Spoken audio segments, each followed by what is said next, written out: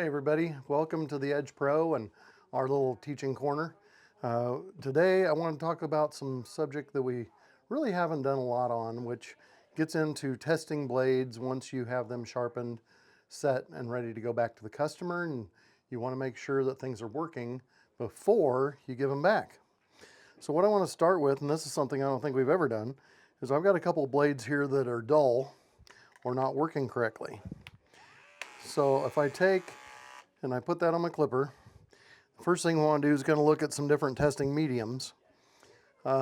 We have test string, and this is a 15 strand woven string that we get. It's the same thing they use at least Oster's factory and Andes's over time. Not sure if Wall ever has used this, but it's a good way to test, and it kind of is minimal for mess when it comes to that testing. The second type of test we do is on rabbit pelt. So that's another, it's a natural fiber. It's going to give you a very real test, similar to what your pets are. It'd be more like cat fur, I guess, in a sense. So very soft and supple, but will really challenge the blade to cut.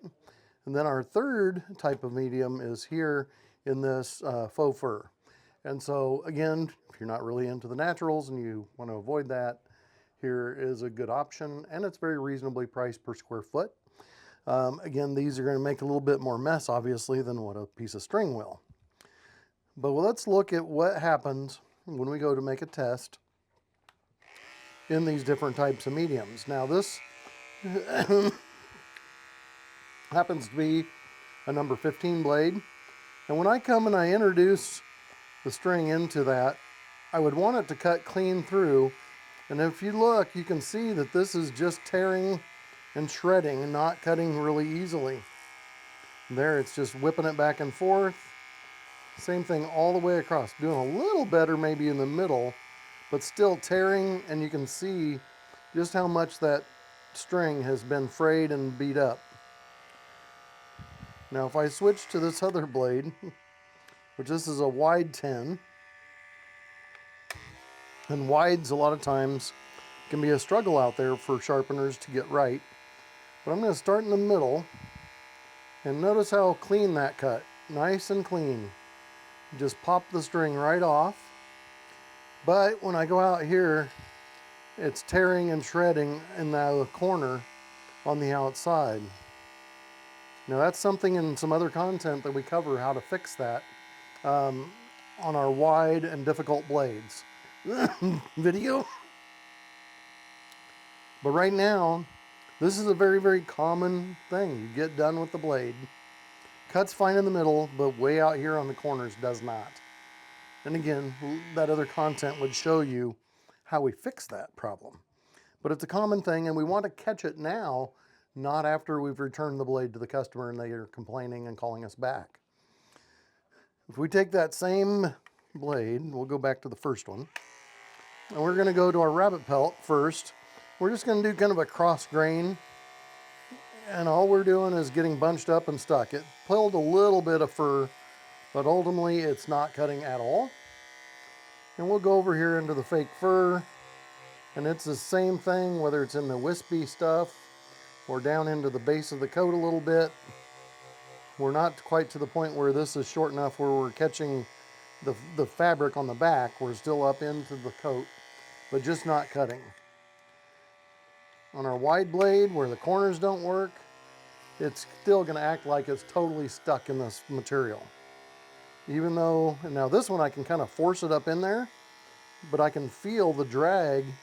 And if I just check the corners, we're not doing as bad as what we did in the string, but we're definitely showing some problems. And over here, it's definitely hanging up in the fake fur, but it's almost faking itself out and making it through here. So again, it's good to have multiple testing mediums so you can make sure what you're giving back is a functioning blade. So those are kind of our example of what dull looks like. Now if we take a brand new blade out and we flip that into the clipper, we're going to do the same type of test, but now we're going to go ahead Drop that through and see how it just pops, just instantly cuts that string right nice, clean, leaves a nice non-frayed, non kind of pom-pom end of the strings, anything. It's just crisp and clean. If I go into my pelt, it just rolls it up just like it was peeling butter off of the stick. We'll come over here in the fake fur, just doing the same, just rolling it up nice and clean. And that's what we're really hoping for on all sharp blades after we're done with sharpening, adjusting the back set, and setting the tension. And we'll do the same with a wide blade. Now I just walked up in the store and pulled these off the rack just to double check how they're doing.